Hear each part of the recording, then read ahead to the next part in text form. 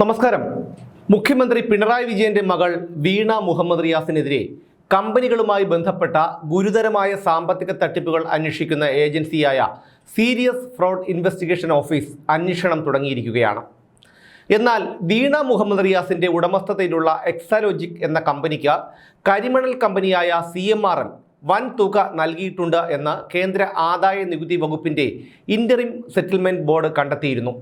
Bengaluru registrar of companies നൽകിയ റിപ്പോർട്ടിൽ ഗുരുതരമായ ക്രമക്കേട് വ്യക്തമായ സാഹചര്യത്തിൽ അന്വേഷണം സീരിയസ് ഫ്രോഡ് ഇൻവെസ്റ്റിഗേഷൻ ഓഫീസിന് വിടണം എന്നാവശ്യപ്പെട്ടുകൊണ്ട് ജനപക്ഷം നേതാവും കോട്ടയം ജില്ലാ പഞ്ചായത്ത് അംഗവുമായ ഷോൺ ജോർജ് ഹൈക്കോടതിയിൽ ഹർജി നൽകിയിരുന്നു.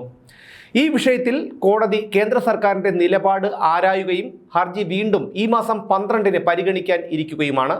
ഇത് ഒരു വശം. എന്നാൽ അങ്ങനെ ഇരിക്കുമ്പോൾ, അതായത് ഈ കേസ് സീരിയസ് ഫ്രോഡ് ഇൻവെസ്റ്റിഗേഷൻ ഓഫീസിന് വിടണം എന്നാവശ്യപ്പെട്ടുകൊണ്ടുള്ള ഹർജി ഈ മാസം 12-ന് ഹൈക്കോടതി പരിഗണിക്കാനിരിക്കുമ്പോൾ തന്നെ എന്തുകൊണ്ടാണ് പെട്ടെന്ന് കേന്ദ്രം ഈ കേസിൻ്റെ അന്വേഷണം ഷോൺ ജോർജ് ആവശ്യപ്പെട്ടതുപോലെ സീരിയസ് ഫ്രോഡ് ഇൻവെസ്റ്റിഗേഷൻ ഓഫീസിന് വിട്ടത്? അതിൻ്റെ പിന്നിൽ ആരായിരിക്കാം?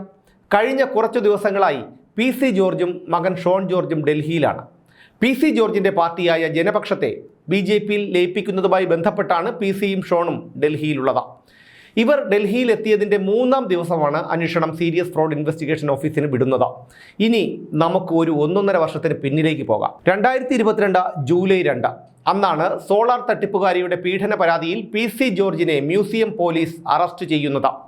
സ്വർണ്ണക്കടത്ത് കേസിൽ പ്രതി ചേർക്കപ്പെട്ട സ്വപ്ന സുരേഷുമായി സർക്കാരിനെതിരെ ഗൂഢാലോചന നടത്തിയെന്ന കേസിൽ തൈക്കാട് ഗവൺമെൻറ് ഗസ്റ്റ് ഹൗസിൽ വെച്ച് PC ജോർജിനെ ചോദ്യം ചെയ്തുകൊണ്ടിരുന്നപ്പോഴാണ് സോളാർ തട്ടിപ്പുകാരിയുടെ പീഡന പരാതിയിൽ അദ്ദേഹത്തെ അറസ്റ്റ് ചെയ്യുന്നത്.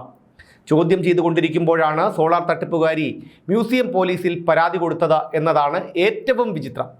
എന്നാൽ പരാതി കിട്ടി മിനിറ്റുകൾക്കുള്ളിൽ മ്യൂസിയം പോലീസ് തൈക്കാട് ഗസ്റ്റ് ഹൗസിൽ പാഞ്ഞെത്തി PCയെ അറസ്റ്റ് ചെയ്തു എന്നുള്ളത് അതിലേറെ വിചിത്രം.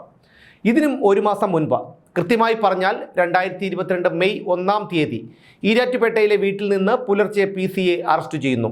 ചുമത്തിയിരുന്ന വകുപ്പുകൾ IPC 153A 295A, അതായത് മതസ്പർദ്ധ വളർത്തൽ, മതവികാരം വ്രണപ്പെടുത്തൽ.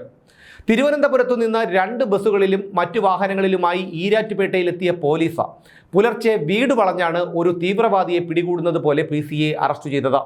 എന്തായാലും അന്ന് വൈകുന്നേരത്തോടെ തന്നെ കോടതി PCക്ക് ജാമ്യവും അനുവദിച്ചു. ഇതിന് ഒരു മാസത്തിന് ശേഷമാണ് സോളാർ തട്ടിപ്പുകാരിയുടെ പരാതിയിൽ PCയെ വീണ്ടും അറസ്റ്റ് ചെയ്തത്. ഈ അറസ്റ്റും വേട്ടയാടലുമെല്ലാം സർക്കാരിൻ്റെ നിർദ്ദേശപ്രകാരമാണെന്ന് ആരെങ്കിലും സംശയിച്ചാൽ അവരെ കുറ്റപ്പെടുത്താൻ കഴിയില്ല. എന്തായാലും അന്നു മുതൽ PC മനസ്സിൽ കുറിച്ചിട്ടു, തൻ്റെ സമയം വരും. PC കാത്തിരുന്നു. ലോക്സഭാ തെരഞ്ഞെടുപ്പ് അടുത്തു വരികയാണ്. കഷ്ടിച്ച് 3 മാസം മാത്രം.